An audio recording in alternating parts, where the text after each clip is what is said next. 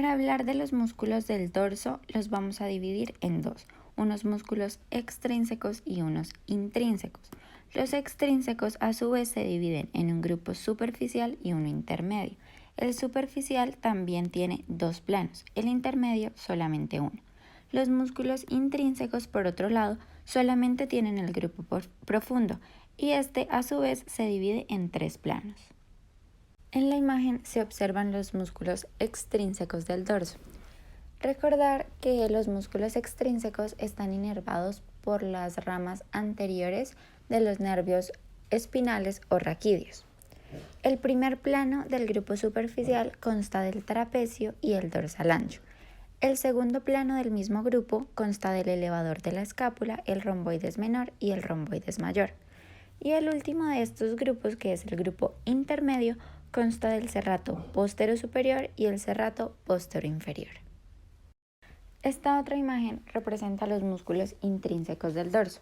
A diferencia de los músculos extrínsecos, estos están inervados por las ramas posteriores de los nervios espinales o raquídeos. Recordar que solamente tienen un grupo, el profundo, pero que consta de tres planos. El primer plano comprende los músculos esplenio de la cabeza y del cuello. El segundo plano comprende a los músculos erectores de la columna, que se originan todos de una masa común. Y de lateral a medial son el iliocostal, el longísimo y el espinoso. El iliocostal tiene tres porciones, una lumbar, una torácica y una cervical. El longísimo y el espinoso, por otro lado, tienen también tres porciones, pero son torácica, cervical y de la cabeza. El tercer y último plano consta de los músculos transversos espinosos, que son los semiespinosos, también con tres porciones, torácica, cervical y de la cabeza, los multífidos, que se pueden reconocer porque saltan de 2 a 4 segmentos, y los rotadores, que se saltan de 4 a 6 segmentos. Y el otro grupo en el tercer plano son los segmentarios dorsales, que comprenden los elevadores de las costillas, los interespinosos y los intertransversos. A continuación, con los músculos del dorso y la nuca. Primero, de lateral a medial tenemos el músculo iliocostal, sigue el músculo longísimo y por último el músculo espinoso. Luego seguimos con el romboides mayor y el romboides menor. Aquí está el dorsal ancho y pegado a él el serrato postero inferior.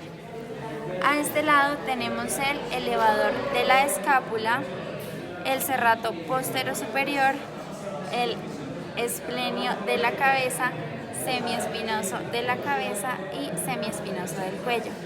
Aquí tenemos el ligamento nucal y finalmente la masa común de los erectores de la columna. Respecto a los músculos de la nuca, tenemos el recto menor posterior de la cabeza, el cual tiene su origen en el arco posterior del atlas, hasta la línea nucal inferior donde se inserta. También tenemos el recto mayor posterior de la cabeza, el cual se origina en la apófisis espinosa del axis, hasta también la línea nucal inferior. También están los músculos oblicuos superior e inferior, y pues cabe recordar que estos músculos son bilaterales.